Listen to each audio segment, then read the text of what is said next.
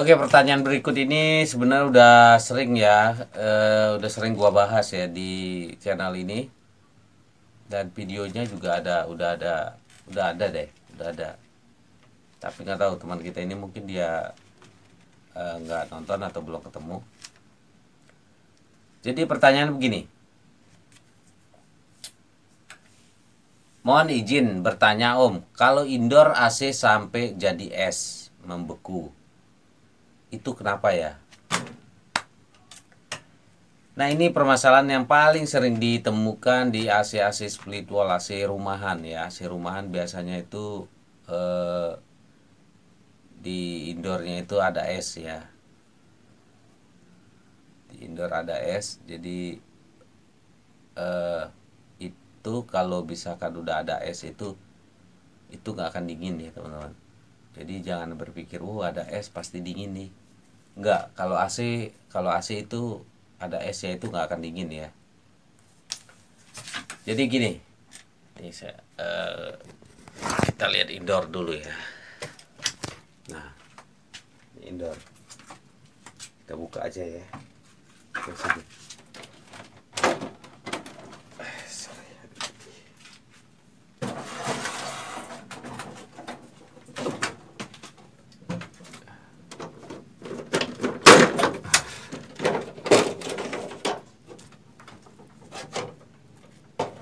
Nah, biasanya itu ada es. Esnya itu di epap ya. Ini epap namanya ini. Kisi-kisi ini. Ini epap, evaporator namanya ya. Nah, biasanya itu dipenuhi oleh es di sini. Kalau AC-nya nggak normal ya. AC nggak normal itu dipenuhi es. Nah, itu penyebabnya kenapa? Nah, penyebabnya biasanya nih ya, pen lemah. Nih pen, ini ada kipas ya di dalam ini, pen atau kipas ya. Nah, itu hembusan pennya itu lemah ya, nggak kencang. Jadi dinginnya epap ini nggak bisa terbuang ya, nggak bisa dihembuskan. Jadi ngumpul di epap ini, si apa namanya, dinginnya AC ini ngumpul di epap, nggak bisa terbuang. Itu pen lemah biasanya. Nah, pen lemah ini ya bisa karena kapasitor kapasitor pen rusak. Kapasitor itu ada di mana ini kayak gini nih kapasitor. Kapasitor fan ya, bisa lemah atau rusak. Bisa juga karena dinamo fan ini, dinamo kipas ini rusak ya.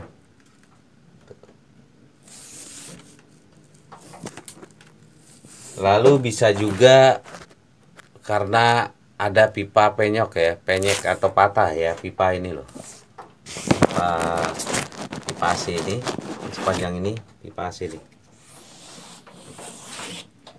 Nah, itu ada yang patah bisa juga. Karena sirkulasi freonnya jadi terganggu ya, jadinya ngeblok es. Sorry, agak ribet nih naruh kameranya. Alah. Nah, yang penyebab berikutnya yang paling sering itu kebocoran ya, kebocoran freon. Jadi di instalasi ini entah di pipa, aduh, sorry.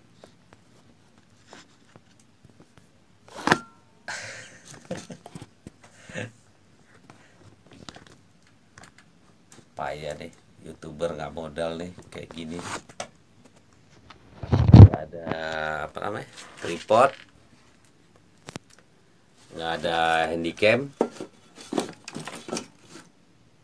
modalnya cuman HP butut. Jadi ya kayak gini ya, naruhnya aja agak ribet.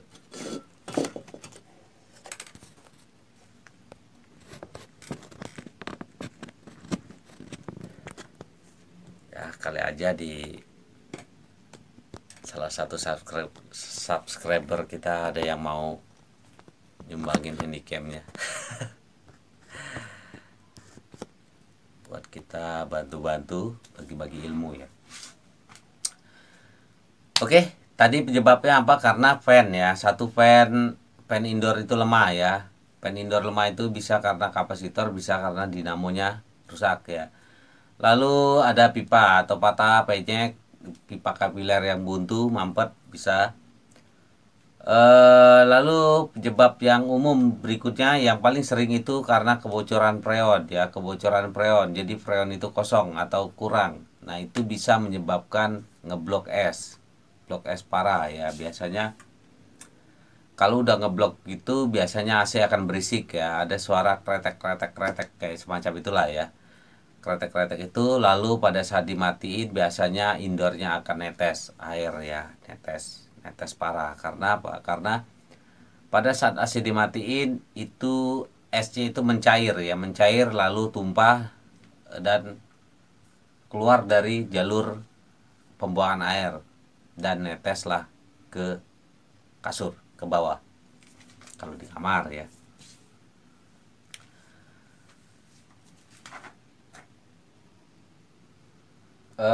Apalagi nggak ada sih, itu aja ya. Nah, solusinya gimana? Solusinya ya cari dulu penyebabnya.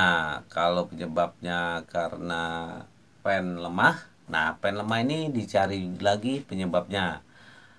Yang pertama ya cek kapasitornya, apakah nilainya masih sama atau sudah berkurang. Jika nilainya berkurang, jelas kapasitornya lemah ya, jadi nggak mampu untuk muterin fannya. Ganti kapasitornya. Kapasitor itu murah kok. Masih di bawah 10.000 kalau nggak salah kapasitor fan indoor itu. Ya anggaplah Jigo lah 25 ya. Lalu dinamo fan. Nah, ini lumayan ya teman-teman. Kalau dinamo fan ini yang kena, yang rusak ini agak lumayan ya, lumayan sekitar berapa ya? 200 sampai 300-an ya. Sekitar segitulah estimasinya ya.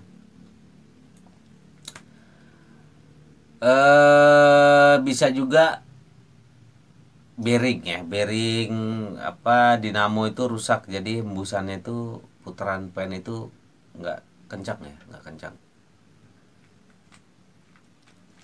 Lalu bisa karena buntu atau mampet di instalasi. Nah, itu mesti dibongkar ya, pipa-pipanya itu dicek apakah ada yang patah, penyek, kempet gitu ya, kempot, patah. Apalah intinya sirkulasi freon itu terganggu ya, nggak lancar, atau kapiler mampet bisa ya, kapiler mampet tapi nggak mampet total ya, jadi masih bisa lewat kapilernya tapi nggak normal, ada yang ngalangin ya, entah kotoran entah apa. Lalu yang paling sering itu freon ya, freon bocor, kebocoran freon habis atau freon berkurang. Nah, ini mesti dicari dulu titik bocornya di mana ya. Jadi jangan langsung isi freon. Biasanya teknisi ada yang begitu diukur, oh ini olinya freonnya kosong ya, langsung diisi freon. Jangan ya. Jadi kalau ketahuan freonnya bocor, freonnya habis, itu artinya ada kebocoran ya. Nah, solusinya cari dulu bocornya, titik bocornya. Entah di sambungan baut nipple, sambungan pipa, entah bocor di 3 bagian ya AC itu. Entah bocor di evaporator, entah bocor di area pipa, entah bocor di area outdoor condenser.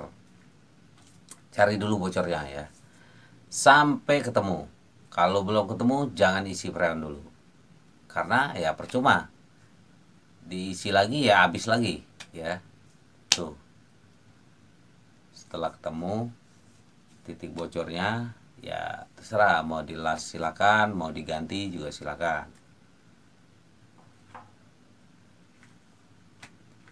Oke, jadi itu ya teman-teman penyebab indoor sampai jadi es, membeku itu.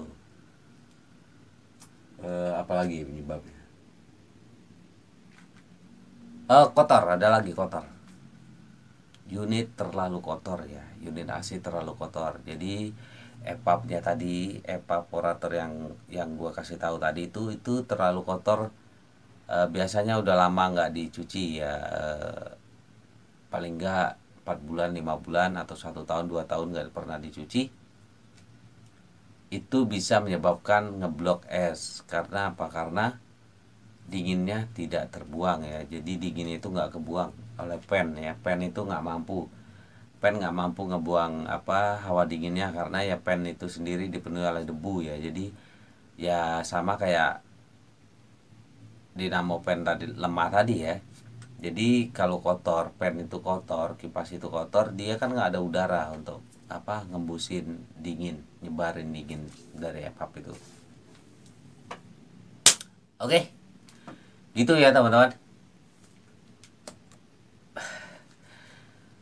Itu penyebab indoor membeku jadi es. Mudah-mudahan si omnya yang nanya tadi bisa paham. Kalau nggak paham juga silakan tanya lagi di komentar, atau ada yang kurang, ada kritik, ada ya apapun, silakan ya di komentar, nanti kita share-share bareng lagi. Oke, terima kasih.